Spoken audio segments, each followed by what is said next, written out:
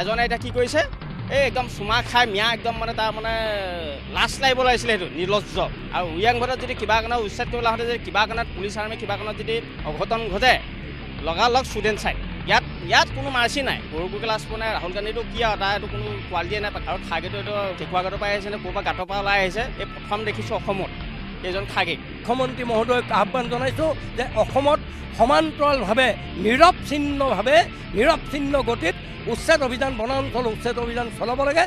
ইতিমধ্যে আমি দেখিছোঁ যে ধাৰাবাহিকভাৱে অসম চৰকাৰৰ যি বেদখলমুক্ত চৰকাৰী মাটি বেদখলমুক্তৰ যি অভিযান এই অভিযান ইতিমধ্যে চলি আছে উচ্ছেদ অভিযান চলি আছে আৰু কালি পাইকানৰ ঘটনাৰ পিছতে ইতিমধ্যে সমগ্ৰ অসমবাসী এটা উচিত শিক্ষা নিশ্চয় লাভ কৰিছে যে অবৈধ বেদখলকাৰীয়ে কি কৰিব নোৱাৰে।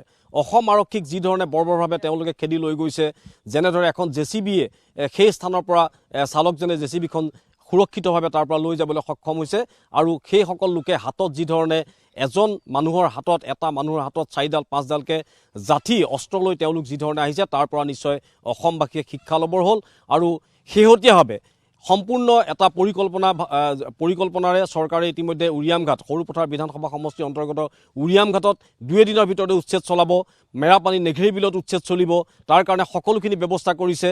ভাবিলে আচৰিত হ'ব যে ৰেংমা বনাঞ্চল সৰুপথাৰৰ ৰেংমা বনাঞ্চলৰ সম্পূৰ্ণ ভূমি ইতিমধ্যে অবৈধ বেদখলকাৰী কবলত সকলো গছ গছনি কাটি তেওঁলোকে নিজৰ হিচাপত তাত কাম কৰিছে আৰু আটাইতকৈ গুৰুত্বপূৰ্ণ কথা যে উৰিয়াম ঘাটৰ পৰাই উজনি অসমৰ প্ৰধান অপৰাধী ঘাটি হিচাপে বিবেচিত হৈছে। সেই তথ্যও আমি আপোনালোকক দিম কিন্তু যেহেতু উচ্ছেদ অভিযান খুব সোনকালে মেৰাপানীত চলিব 2 দিনৰ ভিতৰত জনতাৰ মই ৰায় ল'বলৈ আহিছোঁ। আপুনি জানে যে সমগ্ৰ ৰাজ্যত ইতিমধ্যে উচ্ছেদ অভিযান অব্যাহত আছে।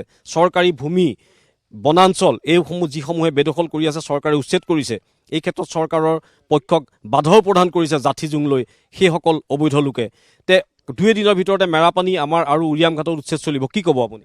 মই নেঘেৰিটিং আৰু নেঘেৰী বিল আৰু উৰিয়াম ঘাট এইকেইটা অঞ্চলত উচ্ছেদ অভিযান হোৱাটো বিচাৰোঁ কাৰণ সেই ঠাইডোখৰ জনাঞ্চলৰ পৰা বনাঞ্চললৈ পৰিণত কৰক আৰু দল সংগঠনসমূহকে অনুৰোধ জনাম সকলো ওলাই আহক। বৰ্তমান আমাৰ অসমীয়া জাতি সংকটজনক আৰু মাননীয় মুখ্যমন্ত্ৰী ডাঙৰীয়াক এই পদক্ষেপ লোৱাৰ বাবে আন্তৰিক ধন্যবাদ জ্ঞাপন কৰিছোঁ। মই আপোনাৰ ওচৰলৈ আহিছোঁ। ইতিমধ্যে কথাখিনি সকলোৱে জানে আমি সকলোৱে জানো যে অবৈধ লোক আহি ক'ত বসবাস কৰিছে কিন্তু চৰকাৰী ব্যৱস্থাৰ জৰিয়তে সেইখিনি কিন্তু কৰিবৰ কাৰণে এতিয়া সক্ষম হৈছে। গতিকে তাত সমগ্ৰ অসমবাসীয়ে হাত উজান দিব লাগে চৰকাৰ সহায় কৰিব লাগে নহয় জানো? হয় যোৱাকালি আচলতে পাইকান বনাঞ্চলত আৰক্ষী আৰু উচ্ছেদিতৰ মাজত যি এটা খাল খন্দাক লৈ আচলতে যিটো যুদ্ধনবেশী পৰিৱেশৰ সৃষ্টি হ'ল তেওঁলোকে পূৰ্ব পৰিকল্পিতভাৱে সুসজ্জিত হৈ আছিলে কাৰণ এজনৰ হাতত 4-5ডালকৈ বাঁহৰ জোং আমি দেখিবলৈ পাইছোঁ আৰু ইমানেই আৰক্ষীক পিছে খেদিছে সেইসকল আৰক্ষীয়ে যদি পলাই খাই যাবলৈ সক্ষম নহ'লহেঁতেন সেইসকল আৰক্ষীক ছিন্ন ভিন্নভাৱে একদম হানি খুচি হত্যা কৰিলেহেঁতেন। জেচিবিখনৰ এক্সিলেটৰ শেষ হৈ গৈছে ভাবিব নোৱাৰা পৰিস্থিতি।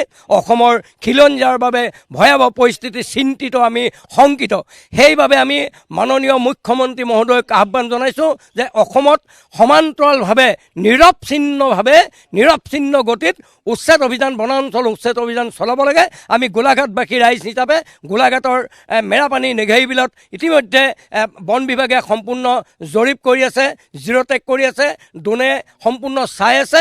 আমি আশা কৰিছোঁ আহ্বান কৰিছোঁ এই মেৰাপানীটো উচ্ছেদ অভিযান চলাব লাগে আৰু সমান্তৰালভাৱে আচলতে উৰিয়াম ঘাট সেই উৰিয়াম ঘাটৰ এলেকাত ভাবিব নোৱাৰে আমি গম পাইছোঁ মিয়াই টেক্স লয় তাত ড্ৰাগছৰ বেহা একেবাৰে অপকৰ্মত লিপ্ত হৈ আছে তেওঁলোক তাত মিয়া অধ্যুষিত বাংলাদেশী মিয়া অধ্যুষিতৰ কাৰণে এনেকুৱা অৱস্থা হৈ আছে। গতিকে শেহতীয়াভাৱে আমাৰ গোলাঘাট জিলাৰ সচেতন নাগৰিকে আমি ৰাজপথলৈ ওলাই আমি মুখ্যমন্ত্ৰীক আহ্বান জনাইছোঁ যে মুখ্যমন্ত্ৰীয়ে অতি সোনকালে উচ্ছেদ আচলতে কৰিব লাগে আৰু এই ক্ষেত্ৰত যিসকলে বাধা প্ৰদান কৰিব তেওঁলোকক আচলতে আমি বদন বুলি কৈছোঁ আৰু অসমৰ জনসাধাৰণে তেওঁলোকক বৰ্জন কৰিব লাগে।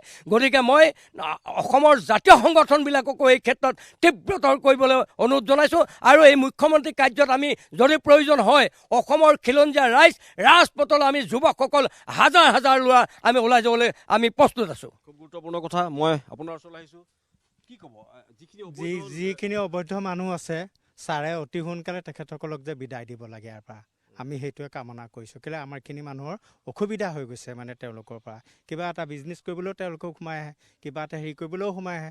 আপুনি কি ব্যৱসায় কৰে? মই এতিয়া মাছৰ ব্যৱসায় কৰি আছোঁ। মোৰ নাম দুদু আলী। আপুনি ভাবেনে যে অবৈধ যিখিনি মানুহ বাংলাদেশৰ পৰা আহি ইয়াত আমাৰ থিতাপি মুঠতে মানে চাই চিতি যি য'ত আছে সেই অসুবিধাত পেলাইছে, তেখেতসকলক তাৰ পৰা বিদায় দিব লাগে। মুঠতে থাকিবলৈ কোনো ঠাই দিব নালাগে। আমাৰ জনসাধাৰণৰ যিখিনি আমাৰ লোকেল মানুহ আছে ইয়াত, যিখিনি আমাৰ স্থানীয় মানুহ আছে, সেইখিনি মানুহৰ লৈ পেলাই আমাৰখিনি মানুহ অকণমান অসুবিধাত পৰি গৈছে মানে। আমিও অসুবিধাত পৰি গৈছোঁ মানে। ঠিক আছে, মই আপোনাৰ ওচৰলৈ আহিছোঁ। ইতিমধ্যে গম পাইছে যে উচ্ছেদ অভিযান অব্যাহত আছে, শীঘ্ৰে চলিব। আমাৰ উৰিয়াম ঘাট, নেঘেৰি বিলতো ইতিমধ্যে চৰকাৰে ব্যৱস্থা গ্ৰহণ কৰিব। তাতো আছে য'ত উৰিয়াম ঘাট বুলি যিটো জেগা, এতিয়া সেইটো হ'ল উজনি অসমৰ এটা অপৰাধীৰ ঘাটি হিচাপে পৰিণত হৈছে। আপুনি নেঘেৰি বিলত মানুহে পিকনিক খাবলৈ যায়, এতিয়া বন্ধ কৰি দিছে। বেলেগ মানুহ গ'লে তেওঁলোকৰ কুকৰ্মখিনি এতিয়া পোহৰলৈ আহি যাব পাৰে, সেইকাৰণে বন্ধ কৰিছে। এখন ভয়াৱহ ছবি কিন্তু। হয়, অতি ভয়াৱহ ছবি। প্ৰথম কথা, চৰকাৰৰ যি এই উচ্ছেদ অভিযান একদম আদৰণি জনাইছোঁ আমি সাধাৰণ এজন নাগৰিক হিচাপে। কিন্তু আৰু এটা কথা কওঁ, মই এই উচ্ছেদৰ বিৰুদ্ধে যিসকল দল, সংগঠন বা ৰাজনৈতিক দলসমূহে মাত মাতি আছে, তেখেতসকলক মই কাটৰে অনুৰোধ জনাইছোঁ, এই বিষয়বস্তুটো ৰাজনৈতিকৰণ নকৰি অসমীয়া জাতিৰ স্বাৰ্থত আপোনালোকে মাত মাতক। জাতিৰ স্বাৰ্থত অসমীয়া জাতি কিন্তু শেষ হ'বলৈ বেছি দিন নাই। অসম বাংলাদেশ হ'বলৈ কিন্তু বেছি দিন নাই। ইয়াত যদি ৰাজনীতিকৰণ কৰি ফুৰে ভোটৰ আশাত, ভোটৰ লালাসাত, তেতিয়া কিন্তু অসম বাংলাদেশলৈ পৰিণত খুব কম সময়ৰ ভিতৰত হ'ব। কাৰণ এইকাৰণে মই কৈছোঁ, যোৱাকালি পাইকানত যিটো ঘটনা দেখিলোঁ, আচৰিত কথা। অসমীয়া মানুহৰ কাৰণে ভাবুকি হৈছে এইটো। জাতি জোং লৈ মানে ইমান মানুহে বৰ্বৰতাৰ আৰক্ষীলৈ ভয় কৰা নাই, বন্ধুকলৈ ভয় কৰা নাই, খেদি আহিছে। গতিকে তেনেস্থলত অসমীয়া কি অৱস্থা, আমাৰ সাধাৰণ জনতাৰ কি অৱস্থা হ'ব সেইসকল লোকৰ পৰা। গতিকে মই দল সংগঠনৰ প্ৰতি মই কাটৰ অনুৰোধ, ৰাজনৈতিক দলসমূহৰ প্ৰতি কাটৰ অনুৰোধ জনাইছোঁ, আপোনালোকে অসমীয়া হিচাপে এইবত মাত দিয়ক। ভোটৰ স্বাৰ্থত ৰাজনীতিকৰণ, প্ৰত্যেক দলকে কৈছোঁ মই, ৰাজনীতিকৰণৰ স্বাৰ্থত অসমীয়া জাতিটোক যাতে শেষ হৈ যাবলৈ নিদিয়ে, কাটৰে অনুৰোধ জনাইছোঁ। খুব গুৰুত্বপূৰ্ণ কথা, মই আপোনাৰ ওচৰলৈ আহিছোঁ। এটা মানুহৰ হাতত 4ডাল 5ডালকৈ যাঠি, আগত লোহা লগাই লৈছে তেওঁলোকে, আৰু সেইবিলাক লৈ খেদি আহিছে। সেইটোৰ পৰা এতিয়াও আমাৰ অসমীয়া শিক্ষা লোৱা নাই লোৱা। মানে কালি যিটো হৈ গ'ল, সেইটো দেখাৰ পাছতো যদি অসমীয়া মানুহৰ আৰু মানে তেজ পিপনি আহিব লাগিছিলে। এতিয়া পুলিচক, প্ৰশাসনক যেতিয়া বন্দুক লৈ থাকে, লাখুটি এডাল লৈ থাকে, তেওঁলোকৰ আইন থাকে, তেওঁলোককে যেতিয়া খেদি গৈছে, আমাৰ নিচিনাবিলাকৰ কি হ'ব? তাৰমানে আমাৰবিলাকটোতো আমাৰ এতিয়া অসমীয়া মানুহ যিখিনি আমাৰ প্ৰকৃততে মানে একদম বহুত মানে মৰমীয়াল, দয়ালু, তেনেকুৱা মানুহবিলাকক মানে যদি হ'বলৈ কি হ'ব? মানে আমাৰ অসমীয়া মানুহৰ ল'ৰা ছোৱালী, মাইকী মানুহ, এনেকুৱাটো অলপমান যিবোৰ মানুহে ধৰি লওক এতিয়াও মানে ভাবি আছে যে নাই ধৰ্ম নিৰপেক্ষা, তাৰপাছত ইপিনে কি কয় নাই এইবোৰ মানে দুখীয়া মানুহ ঘৰ দিব লাগে, তেনেকুৱা মানুহ মই ভাবিছোঁ কি মানুহ তাৰমানে সেইবিলাক মানে অসমীয়া মানুহ প্ৰকৃততে হয় নহয়, তেওঁলোকে খিলঞ্জীয়া হয় নহয়, ভূমিপুত্ৰ হয় নহয়। মানে এতিয়াও যদি মগজত তেওঁলোকে কথাটো সোমোৱা নাই, তেনেহ'লে মই ধিক্কাৰ দিছোঁ তেওঁলোকৰ ওপৰত। দল সংগঠন হওক বা ৰাজনীতি মানুহবিলাকেই হওক, তেওঁলোকে মানে এতিয়াও সেই পক্ষত যিটো মাত মাতি আছে, তাৰমানে বাংলাদেশী মানে যি অবৈধকৈ মাটি দখল কৰিছে, তেওঁলোকৰ পক্ষত মাতি আছে।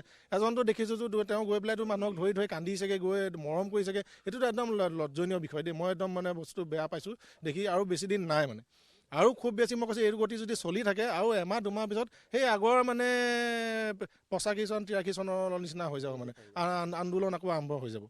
উচ্ছেদ সোনকালে কৰিব লাগে। আৰু এই মানে যোন য'ৰ পৰা আহিছে, যদি প্ৰকৃততে তেনেকুৱা বিদেশী হয়, বিদেশলৈ পঠিয়াই দিব লাগে।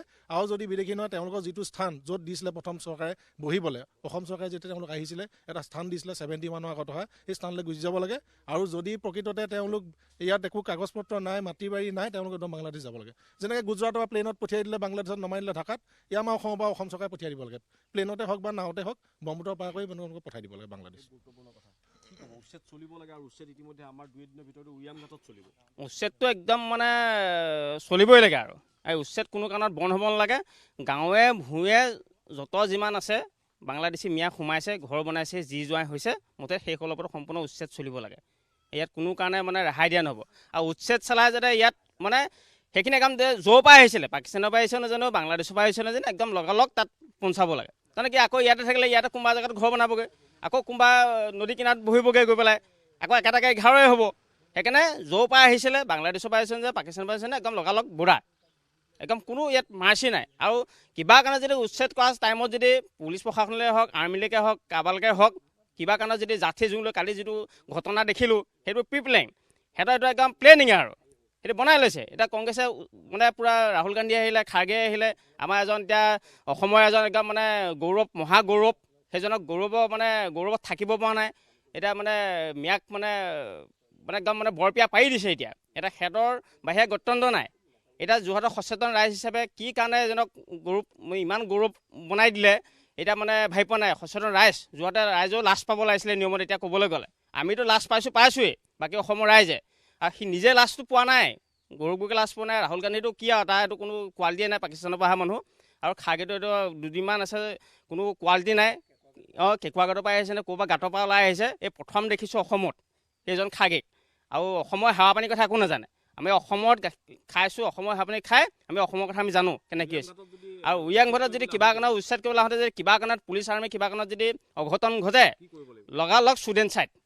ইয়াত কোনো মাৰ্চি নাই। ইয়াত কিবা আইন হ'ব, কিবা বনাই পিছত 5 বছৰ পিছত জেইল দিম, সেইবোৰ ছিষ্টেম নাই। লগালগ গুলি, তাৰ বাহিৰে বেলেগ প্ৰত্যুত্তৰ নাই। সেইটো প্লেনিঙত আছে। আজি উৰিয়াম ঘাটত আজি তেনেকৈ চাগে জাঠি জোং বনাই থৈছে সিহঁতি। দৰকাৰ আমিও যাম। আমাৰ হেংদাং নাইকিয়া হোৱা নাই নহয়।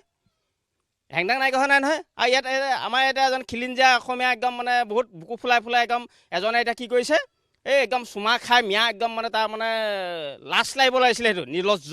তাতকৈ এতিয়া নিৰ্লজ্জ অসমত এতিয়া বেলেগ মানুহ নাই। লিডাৰ তাক মুঠতে মানে শিৱসাগৰখন লাগে, তাৰ বাহিৰে একো নাই। শিৱসাগৰ ৰাইজৰ হিচাপে আমি এতিয়া শিৱসাগৰলৈ যাওঁ গোলাঘাটৰ পৰা। ইমান ধুনীয়া এখন শিৱসাগৰ ঐতিহাসিক, মানে য'ত মানে বৰ অসম গঢ়িছিলে। বৰ অসম গঢ়া এজন মানুহ এতিয়া সি একদম মানে বদনৰ বাপেকতকৈ বাপেক সি এতিয়া। খুব গুৰুত্বপূৰ্ণ কথা। এয়া আমি দেখিছোঁ যে জনতাৰ ইতিমধ্যে ক্ষোভৰ বহিঃপ্ৰকাশ ঘটিছে। কৈছে যে যদি চৰকাৰে উচ্ছেদ অভিযান চলাওঁতে কোনোবাই বাধা দিয়ে, তেতিয়াহ'লে শ্বুট এণ্ড চাইড কৰিব, গুলিয়াই দিবৰ প্ৰয়োজন হ'লে সকলো অসমীয়া একগোট হৈ সেই উচ্ছেদ অভিযানত অংশগ্ৰহণ কৰিব।